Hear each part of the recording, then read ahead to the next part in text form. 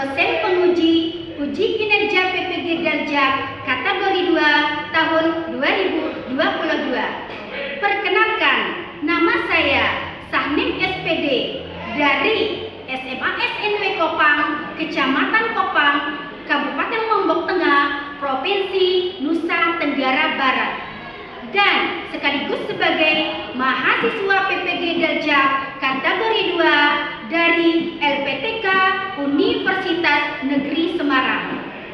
Pada kesempatan hari ini, hari Selasa, tanggal 13 Desember tahun 2022, saya akan melaksanakan praktik pembelajaran untuk menyelesaikan uji kinerja PPG Daljak kategori 2 tahun 2022 dengan materi pokok kondisi politik dan kondisi ekonomi Indonesia pada masa demokrasi liberal. Untuk lebih jelasnya, berikut video pembelajarannya. Terima kasih atas perhatiannya. Wassalamualaikum warahmatullahi wabarakatuh.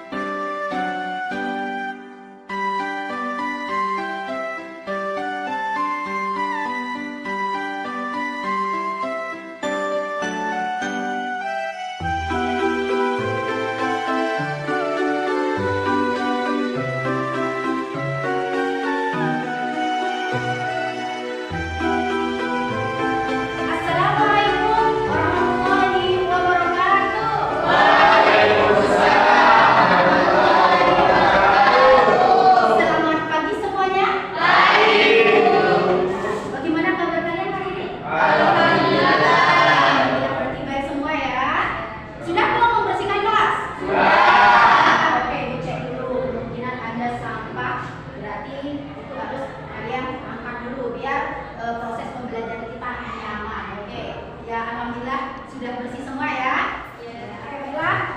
Sebelum kita mulai belajar, itu minta kepada ketua kelas Agung bisa pimpin temannya berdoa ya. Oke, silakan. Sebelum kita memulai pembelajaran, marilah kita berdoa dalam hati. Berdoa mulai.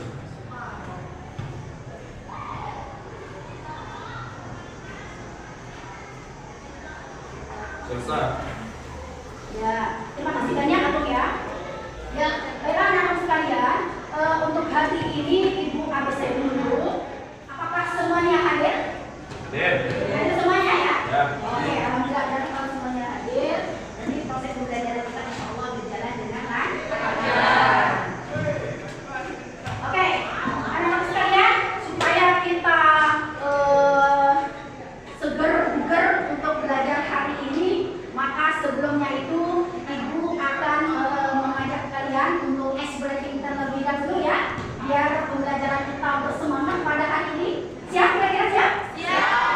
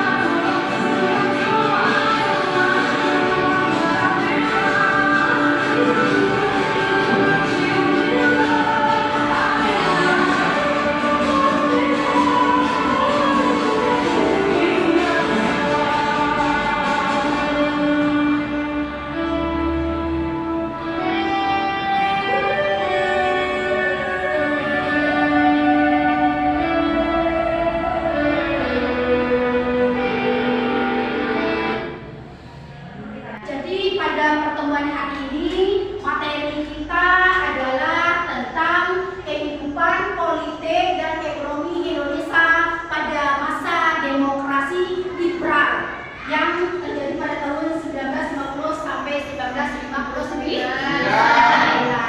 Nah, yang dimana ada beberapa tujuan yang harus kalian capai setelah kita selesai belajar pada materi zaman demokrasi ini. Yang dimana harapan ibu nantinya kalian bisa menjelaskan bagaimana perkembangan kabinet pada masa demokrasi liberal. Itu tujuan yang pertama yang harus kalian capai. Kemudian yang kedua, kalian bisa menganalisis bagaimana sistem kepartaian pada masa demokrasi liberal. Karena pada masa demokrasi liberal itu banyak partai yang diberikan untuk berdiri di Indonesia.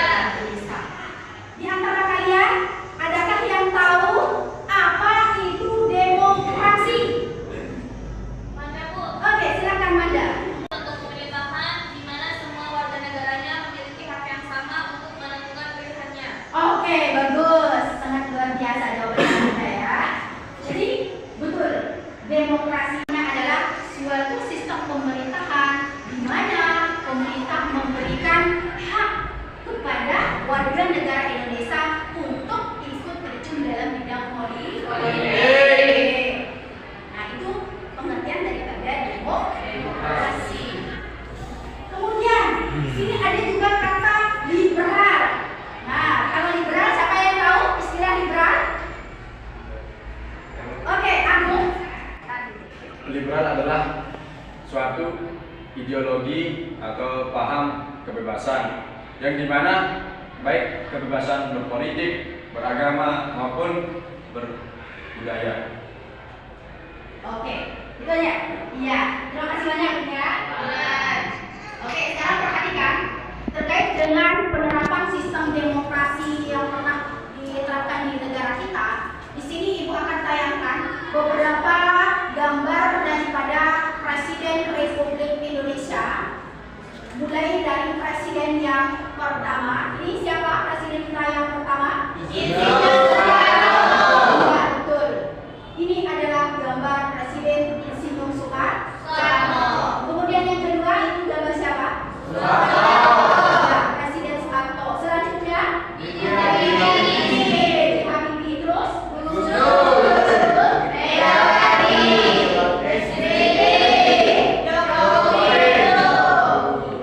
Nah, Ibu yakin kalian pasti sudah hafal nama pemimpin-pemimpin negara kita yang memiliki sebuah karismatik, memiliki sebuah upaya pejuang yang telah memberikan kita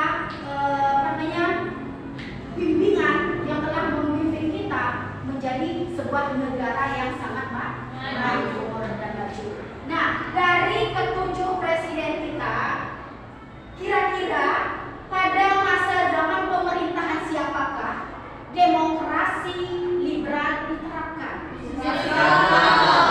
Ya, betul. Yaitu pada masa pemerintahan Insinyur Soekarno. Bagus. Berarti kalian sudah menggali informasi tentang siapa yang di antara presiden ini yang menerapkan sistem demokrasi liberal. Nah, kemudian sekarang terkait dengan materi kita tentang bagaimana kondisi politik dan ekonomi masyarakat Indonesia pada masa demokrasi liberal, Ibu akan membagi kalian menjadi 4 kelompok. Yang dimana kelompok 1 itu nanti tugasnya adalah mencari eksplorasi tentang kondisi politik masa demokrasi liberal. Jadi kelompok 1 nanti mengkaji bagaimana kondisi politik.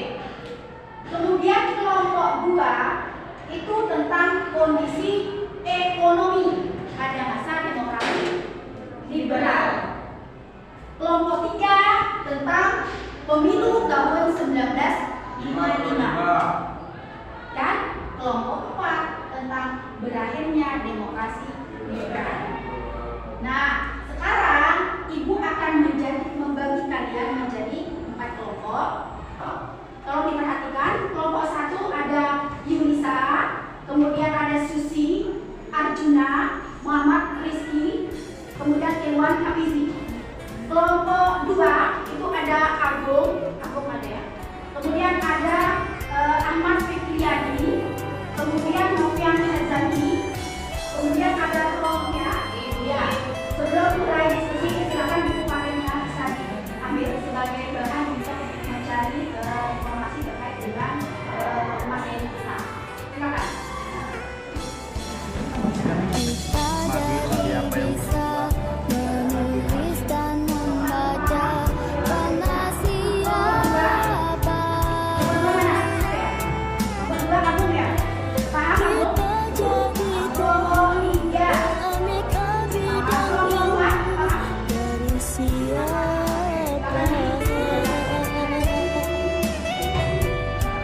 Kita jadi bintang dibimbing Pak Guru.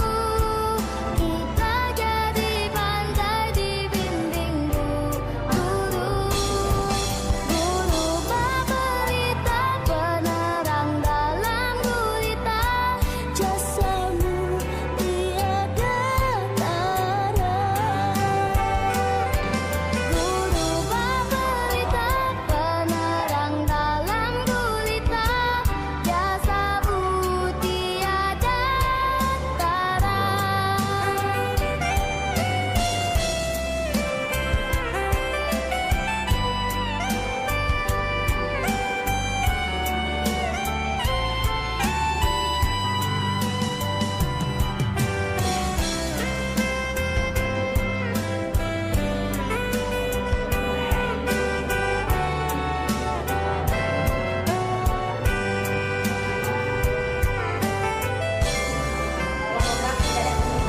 Kita jadi bisa menulis dan membaca karena siapa? Kita jadi tahu beraneka bidang ilmu dari siapa? Kalau sudah, sekarang masing-masing kelompok akan presentasi. Tetapi sebelumnya silakan kursinya diatur seperti semula dulu. Sebelum kita mulai. Sekarang kita akan menyebutkan nama hewan, yaitu gajah, semut, dan itik ya. Ada baik gajah, semut, itik ya. Gajah, semut, itik. Nah, ini sekarang Begoy kalian pegang, ibu kasih siapa Cencen ya. Cencen. Tapi ketika kita bilang gajah, semut, itik, ya. Nah, kata wek, siapa yang sudah memegang Begoy ini pada waktu kita bilang wek, maka itulah yang akan maju presentasi pertama. Setuju? Sudah siap? Kita mulai ya? Ya. 1, 2, 3. Gajah, semut, itik, Tapi Cencen ya. Cencen kelompok berapa? Cencen kelompok berapa? Kelompok 4. Silakan kelompok 4 keluar. Kelompok 4. Berarti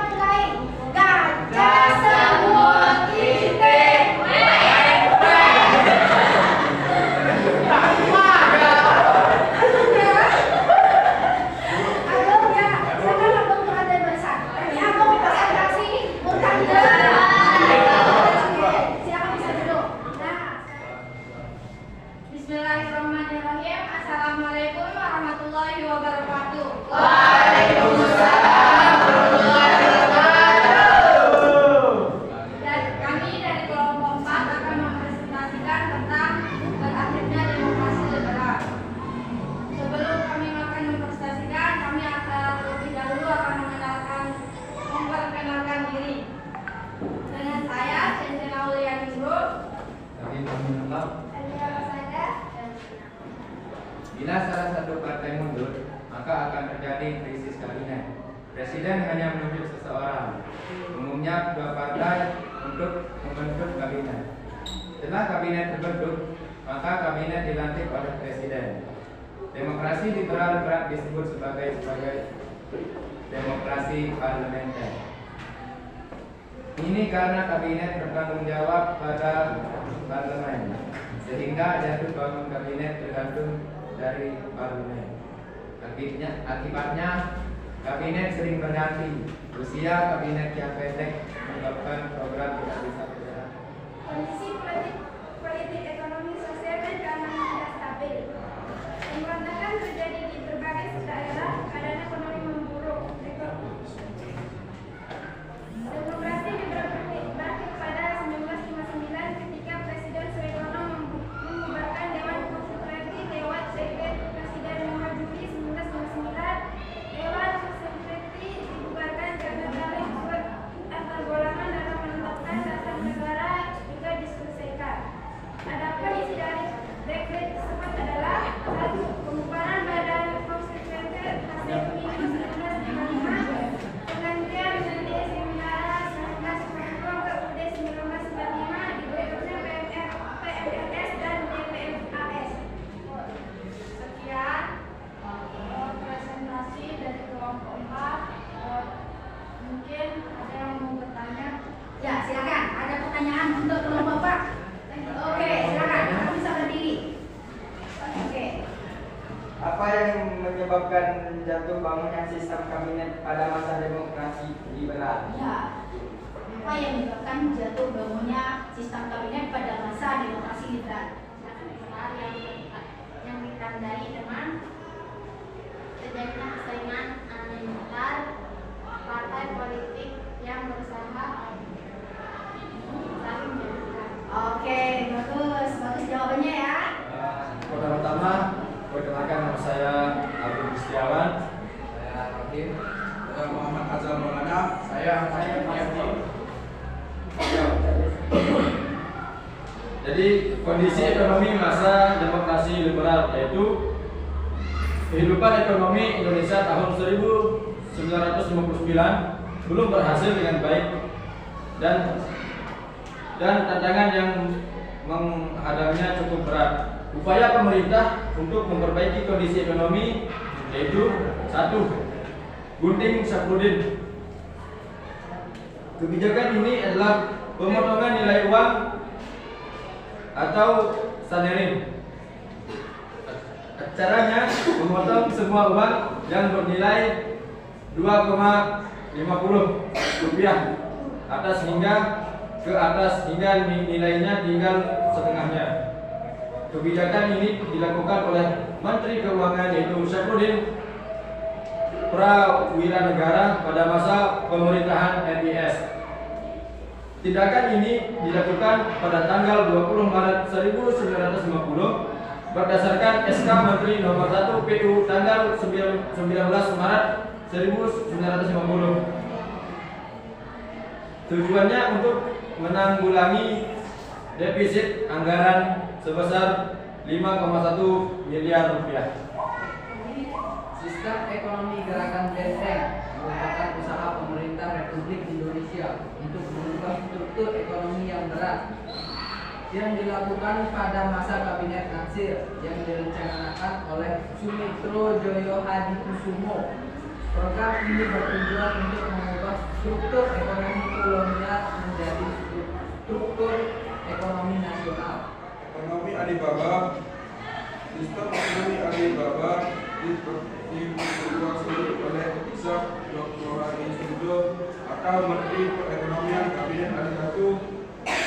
Tujuan dari program ini adalah untuk memajukan pengusaha pribumi agar para pengusaha pribumi bekerjasama memajukan ekonomi nasional dan pertumbuhan dalam perkembangan pengusaha swasta nasional pribumi dalam rangka merombak ekonomi kolonial menjadi ekonomi nasional. Silakan, ada yang mau bertanya? Ya, silakan. Dari kelompok? Dari kelompok berapa? 3. Oke, silakan. Jelaskan tujuan dibagi adanya kebijakan ekonomi banteng. Oke. Baik, jawaban dari Saudari Nurlana Sari tentang tujuan dari dilakukannya ekonomi benteng adalah untuk menumbuhkan kaum pribumi agar mampu bersaing dengan pengusaha dari Cina dan asing lainnya. Melalui program ini, pemerintah telah mencadangkan impor dagang bagi pedagang pro bumi. Sekian, Assalamualaikum warahmatullahi wabarakatuh. Waalaikumsalam warahmatullahi wabarakatuh. Bagaimana kelompok 3 bisa diterima? Bisa. Oke, ya. Sekian, kalau ada kurang dan salah, mohon maaf. Wallahul muwaffiq ila sabilir rasyad. Wassalamualaikum warahmatullahi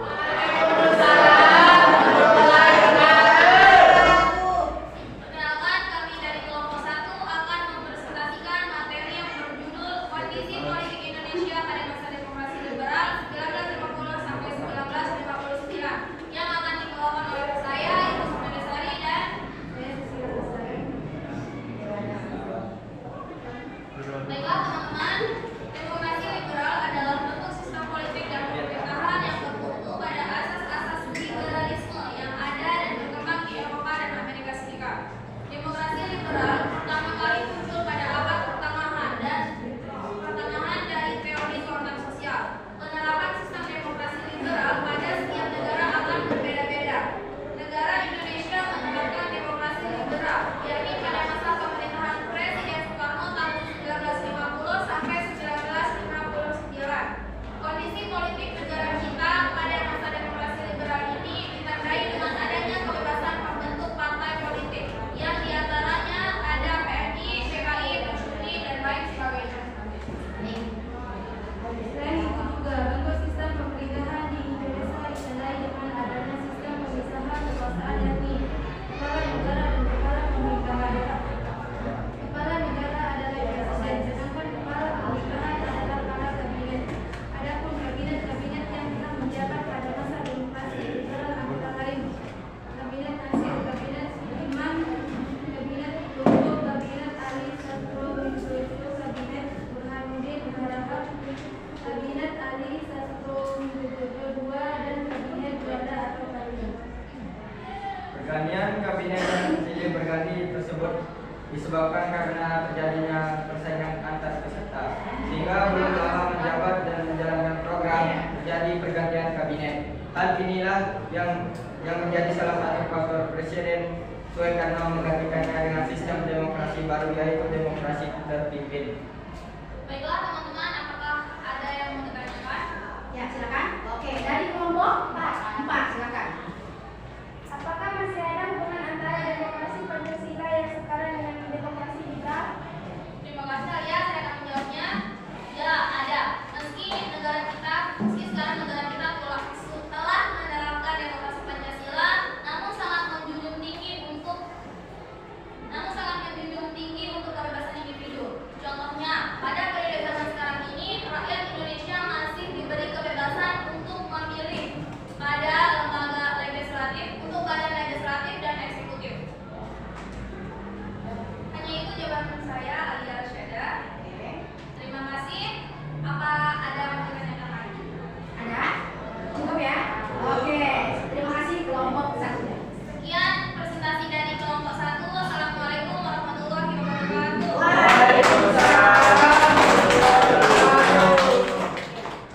Bismillahirrahmanirrahim. Assalamualaikum warahmatullahi wabarakatuh.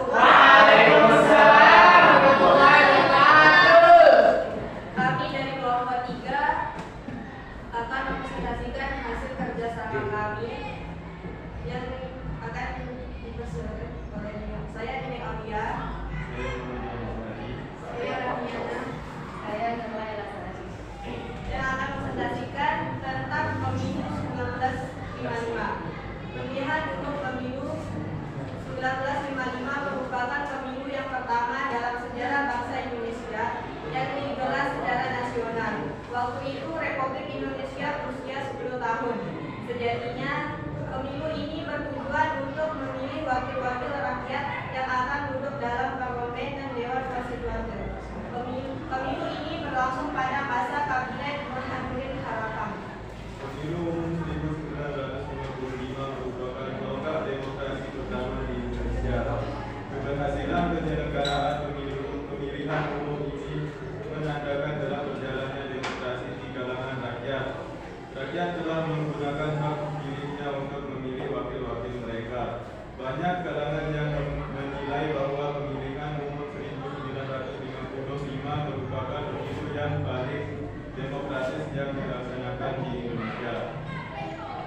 pemilu 1955 terdapat 100 partai besar dan kecil yang mengajukan calonnya untuk anggota Dewan Perwakilan Rakyat dan 82 partai besar dan kecil untuk Dewan Konstituante. Pemilihan umum untuk anggota DPR dilaksanakan pada tanggal 29 September 1955 dengan perolehan suara sebagai berikut. 1. PNI 57 kursi. 2. Masyumi 57 kursi. 3. NU 45 kursi. 4. PKI 39 kursi. Sedangkan untuk pemilihan anggota Dewan Konstituante diselenggarakan pada tanggal 15 Desember 1955 dengan perolehan suara sebagai berikut. 1. PNI 119 kursi. 2. Masyumi 112 kursi. 3. Nahdlatul Ulama 91 kursi. PKI 80 kursi. Baiklah teman-teman, ada yang ditanyakan? Ya, silakan. Ya. Oke, dari kelompok. Saya bertanya dari kelompok Iqbal, 195 dengan pemilu yang sekarang ini. Baik, saya akan menjawabnya. Kalau pemilu 1955 yakni 1. Memilih anggota DPR dan konstituante. 2. Terdiri dari 100 partai besar dan kecil. Sedangkan pemilu sekarang ini memilih anggota DPR, DPD, DPRD, dan presiden serta wakilnya dan terdiri dari beberapa partai. Sekian itu jawaban saya. Oke, bisa diterima? Kelompok 2? Bisa. Oke. Hanya ini yang dapat saya presentasikan sama teman-teman. Oke. Sekian, assalamualaikum warahmatullahi wabarakatuh. Waalaikumsalam.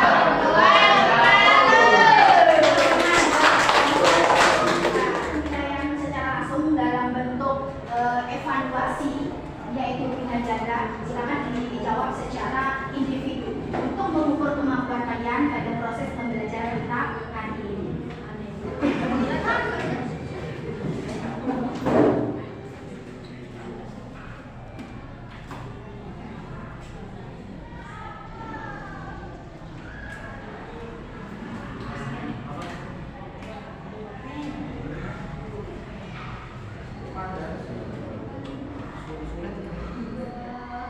Kita cukupkan saja pembelajaran kita hari ini. Kemudian untuk minggu berikutnya materi kita adalah tentang kondisi politik dan ekonomi pada masa demokrasi. Akan tetapi sebelum kita menutup pembelajaran ini, Ibu meminta salah satu di antara kalian bisa menyimpulkan hasil pembelajaran kita karena masih tinggal 2 menit. Silakan. Ada yang bisa menyimpulkan? Oke, Romi dari kelompok? Romi. Ya, oke, silakan. Romi. Bismillahirrahmanirrahim. Assalamualaikum warahmatullahi wabarakatuh. Waalaikumsalam warahmatullahi wabarakatuh. Baiklah, saya atas nama Ramiana akan menyimpulkan masalah kondisi politik di Indonesia pada masa demokrasi liberal pada tahun 1950 sampai 1959. Jadi, demokrasi liberal merupakan sebuah sistem demokrasi yang pernah diterapkan di negeri kita dulu pada tahun 1950 sampai 1959, yang dimana kondisi politik bangsa Indonesia pada masa itu ditandai dengan adanya pembagian kekuasaan, yaitu kepala negara dipimpin oleh presiden, sedangkan kepala pemerintahan dipimpin oleh kabinet. Sedangkan kondisi ekonominya mulai diadakan perubahan, yakni dari ekonomi kolonial menjadi ekonomi nasional. Sekian kesimpulan dari saya. Assalamualaikum warahmatullahi wabarakatuh. Waalaikumsalam.